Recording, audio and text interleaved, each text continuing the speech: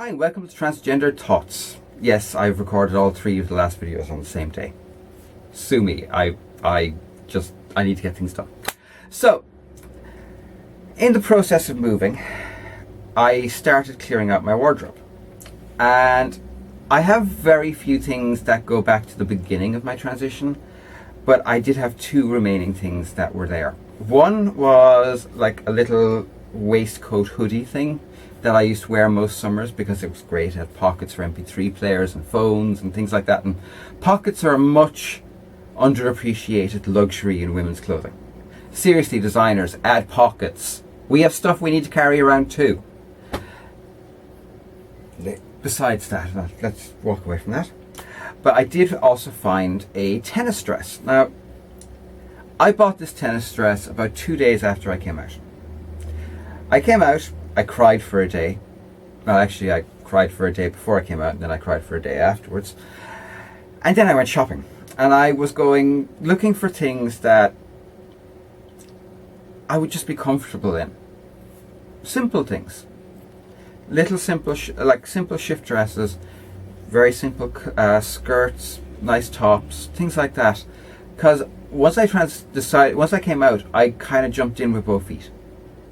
I did not hold back, and I moved bloody fast at what I was doing, because what was the point? I'd waited that long. And I got this one tennis dress I should say.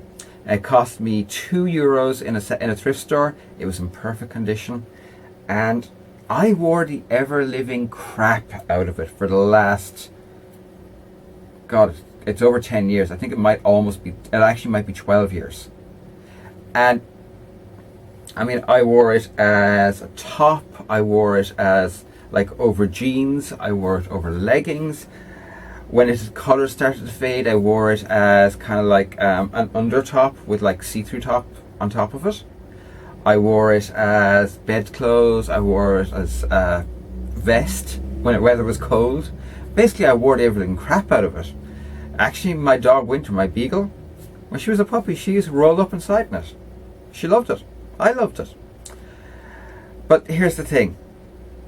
Just because you've transitioned doesn't mean you don't have to let go of the past and let go of things that have outlived their usefulness.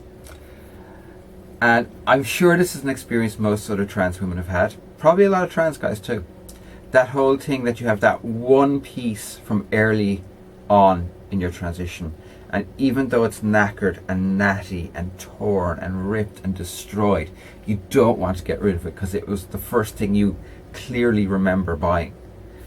And that was my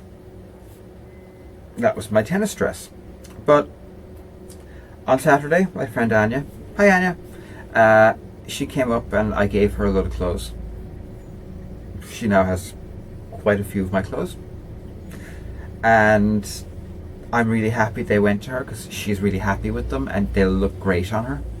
She's one of those horrible people who has a perfect figure. I mean, it's just, yeah. But that was too knackered to give to her. And you know what? I got a sense of release giving clothes away to Anya. They were gone, and I no longer had to think about whether I was going to wear them or worry about whether they were going to look good with this or that, or whether they were going to call questions to me or. But I got as far as the tennis dress, and it was really hard to get rid of it.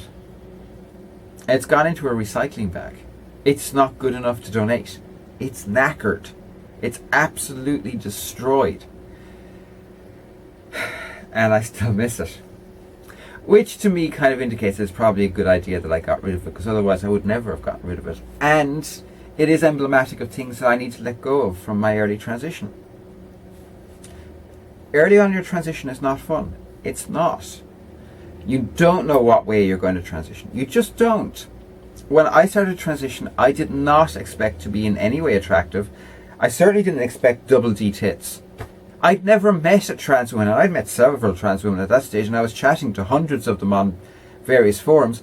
I had never come across a trans woman who had natural double D breasts.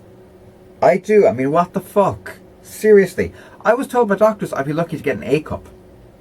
You know? What can you say? And